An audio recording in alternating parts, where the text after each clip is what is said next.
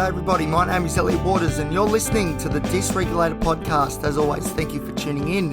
If you're enjoying the show, feel free to like, subscribe, give it a great rating, and you can share the show around with your mates. And you can follow me on Instagram at elliot.t.waters. Okay, so just a quick little check-in to see how things are going. And I'll tell you what, it is all happening. It is all happening and all not happening at the same time. At present, I'm drowning in all these tasks and responsibilities and expectations that I'm placing on myself and via extension other people are too, because I've got a lot of little things going on at the moment, which is great in the mental health world, which is really good. But I just am struggling again with that whole capacity thing, the capacity to be able to complete the tasks to completion. So it's been a very frustrating probably 3 weeks. I just don't have the oomph. I just don't have the drive in the engine to be able to plow through all this work that I've set myself up with. So there's been some good news though. So I got the University of Newcastle, who I do some research with. They published my story along with Dr. Miles Young, who was my supervisor during my thesis and is my boss at the university now, on the research we're doing for men's mental health. I'm going to talk more about that when I can. I can't quite talk about it just yet, but I will. I'm actually going to get him on the show, which is pretty exciting. So that's pretty cool. So that's been happening. So that's been published. That's good. There's a very awkward... See, this is the inner critic thing again. There's a video that went with the story. If you've got me on Instagram, you would have seen. And I haven't even watched the video yet because it's just so awkward. I just can't handle it. And again, that's this inner critic thing doing its thing. I haven't even watched it and I'm believing that it's no good. So, this is how ridiculous it gets. And speaking of the inner critic, well, I did my first Black Dog presentation yesterday in a while. And man, was that clunky. Oh, the whole time I was getting run down by this negative voice just going over and over and over again how we're not doing a good performance. And at the end of it, it just felt clunky. All of it felt clunky. But this is the thing, see, I asked Pam, who I hope to go on the podcast one day too, who is a clinical psychologist who I did this webinar with. I was like, she asked, how do you think you went? And I said, pretty clunky. And she said it was great. And the feedback from the audience that I got, the comments were great as well. And so there's this real disconnect between what my inner critic is telling me and the picture it's painting for me and what these objective external sources of feedback are saying. So I don't know what's real and what's not, because I'm sure it wasn't particularly good. And I've got this idea in my head that people are just being really, really nice by saying that it went well, there was a good performance. But I don't know. This happens a lot where I think I've done rubbish, but people reckon I've done a great job. I don't know. If I am rubbish, there's a lot of really polite, nice people is what I would say. So, but at the same time, I don't know, I just can't shake this feeling. It just wasn't up to my standard. She said, how would you rate it out of 10? I said, nothing short of an 8, 9 or 10 is a pass mark for me. And I would have rated it bang on 5. So there you go. So I don't know what's real, what's not. But I guess the thing that matters the most is that the people who are listening heard my message and it resonated and they got something out of it, and it appears that I was able to do just that. Because it's been a while since I've done one of these prezos. The last one I was meant to do was cancelled by the Institute. And the one before that I cancelled because I was in a massive panic attack with the sweats, as we know about. So it's been a little while since I've done it and I had to get the monkey off the back. But I've now done that, which is good. But I don't know. I'm not overly thrilled with it. Just like a lot of things I've been doing lately, I'm just not smashing it.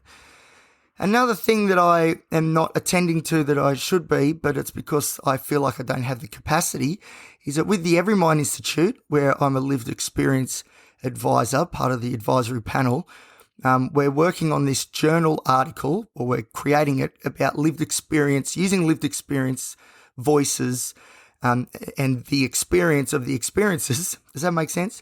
Using lived and living experience in mental health research is essentially what it's about. How to use our voices, not adequately, but to the most potential possible. Realize the most potential possible, because it's finally being accepted now that lived experience and living experience is so important in mental health research. Which I don't know, it makes sense, doesn't it?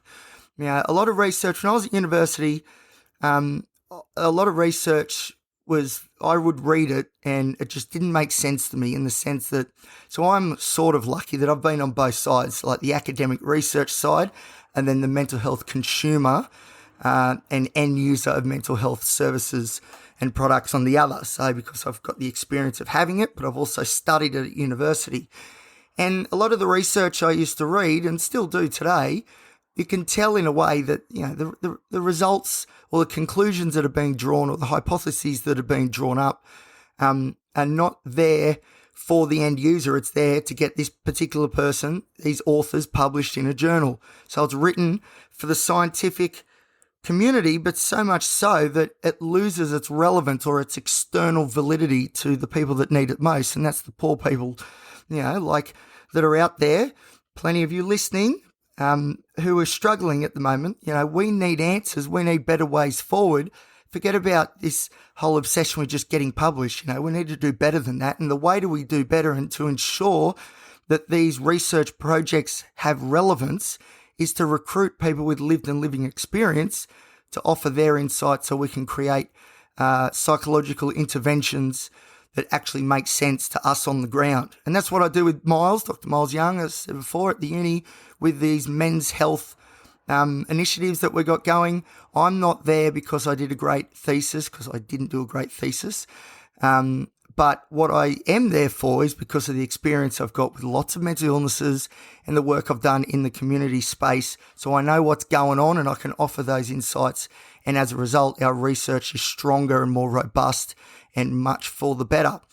So that's the go. If you want to read more about my research with him, with Dr. Miles Young, just Google, Elliot Waters, University of Newcastle, then the article pops up and it explains all about what we're trying to achieve. It's pretty cool. I might read the article out at some point, but yeah, it's on the internet, it's on the university's website, and there's a video too, like I said, which they tell me is worth a watch. I'm sure I'll watch it eventually, but just haven't quite got there yet. But yes, clunky. I'm in desperate need of a not a holiday so much, but I need a week off or something. I don't know, it's getting harder and harder to get motivated to get to work at the moment just because it isn't, I've got all these mental health things on. Like this weekend, for example, I'm meant to be doing a workshop for Roses in the Ocean, which is a great mental health charity that focuses on suicide prevention. Again, big living and lived experience component to them, which is great. So I'm meant to be doing a workshop with them, but I can't because I've got to work at my other job. Now, this is the thing. There's all these mental health sort of things floating around that are starting to take more and more time, but I'm still working full-time at Bunnings, which has its place at the moment, but it does feel like it's taken me away from the things that I really should and want to be doing. So I'm at this sort of crossroads. I feel like I need to drop down some hours at Bunnings to make up, to free up some more room to be able to do all these other stuff with Every Mind, with Black Dog, with the university, with the podcast, all that sort of stuff, because that's the stuff that really gets me going, that really gets me engaged. But you need to have a stable income coming in, especially when you're seeing a therapist weekly and a psychiatrist monthly. These things, and I've spoken ad nauseum about these things, but hey, there's still huge issues for me. I've got to pay for these things one way or another, as well as all the other, living expenses that go with it. So it's hard. Part of me, if I had a bit of money behind me, I reckon I would drop back big time on Bunnings and just go, right, we're just going for it. And I'm going to throw everything I've got at these mental health projects, and hopefully it'll all come together for a nice, neat 9 to 5, Monday to Friday job. That'd be great. But I don't have the freedom to do that. Money buys freedom. And I don't have the freedom to just push Bunnings aside and go full tilt on stuff in the mental health space because I just don't have the cash. I don't have the cash and the bills keep coming through. So I'm real torn. I get this real irritability and this frustration at the moment because I can't stop thinking about it because, I'm obsessed. I have obsessive compulsive disorder, and part of it are these intrusive obsessive thoughts. And at the moment, they're centered on two main things. One, which is still death anxiety, but the other one is this whole career move. What am I doing? Am I just wasting time? Where am I going to get the money to be able to do what I need to do, which is to be able to hopefully get a job that's more in keeping with my meaning and purpose, which is the end goal. But I just feel like I'm treading water and going nowhere, and it's the most irritating, frustrating feeling in the world. It's really, really getting to me. And I think that's why I'm struggling to have the capacity to do all the things that I need to be doing, because I'm so worn out trying to get myself psyched up for work every day and, going there and getting through the days, which are so arduous at the moment. My ADHD does not want to attend to anything at work at the moment because I'm just thinking about other things, thinking about all the other jobs that I could potentially be doing. And it really, really at the moment is grinding me down. Like, I'm looking tired again. I'm just grinded down. And I need that spark, that oomph. And I think going into a career that I really, really want to go into, or a job at least, that I really want to, in the direction that I want to head, is probably the best way to light this fuse.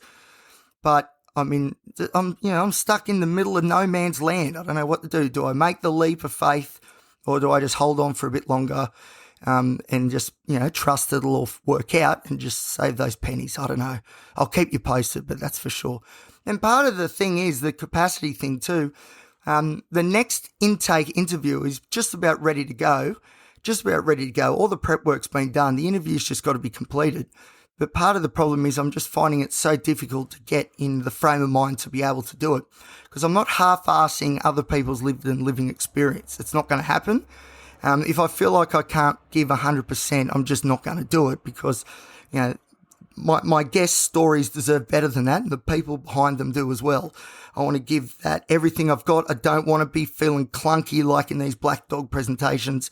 I want to be at the top of my game, but it's hard to be at the top of my game at the moment. So that's why I think I need to have a week off soon, as soon as I probably can, just to really sharpen up again, tidy a few things up, like my room and my car, but, get all the admin stuff sorted, get some of those good sort of practices in play, and then get back into it. And then hopefully during that week off, I'm thinking also throw the resumes out there and, have a real good week of working very diligently, because I feel guilty, I feel guilty that I haven't done all these things that I should be doing.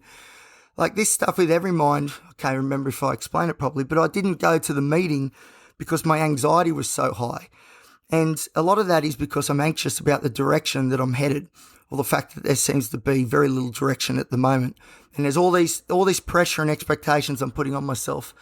So not going to things like that, to these meetings, is just makes things worse. But at the same time, I just could not get in the frame of mind to go. Anyway, last thing I just remembered, next week I've been invited to I think you call it like a gala event, which would be cool. It's here. I think I spoke about it before, for TAFE New South Wales. For Black Dog, it's a fundraiser for Black Dog. I've been invited to present, which is pretty cool. That's coming up very soon, so I'm going to go meet those guys soon and just go through what the night's going to detail. Then I'll tease all about that as well, but I'm very excited. So for those people here in Newcastle, have a search for TAFE Hamilton Black Dog Institute. You'll find the event there. If you want to come along, feel free. It's all for a good cause, and you'll get to see me clunky as hell up there giving some sort of red hot presentation. But anyway, that's all right. Am I nervous about it? Nah, definitely not. No. Why would I be nervous? Why would I be anxious about anything? There's nothing to be anxious about. No, there's plenty to be anxious about. Now, I've got to go because I've got to go to work. So thank you for listening. If you're enjoying the show, remember, please give me a like, a subscribe, rate the show if you could, a really good rating, like 5 stars out of 5, because it's good for the algorithm. And you can follow me on Instagram at elliot.t.waters. Until next time, I'll see you here on the Dysregulated podcast.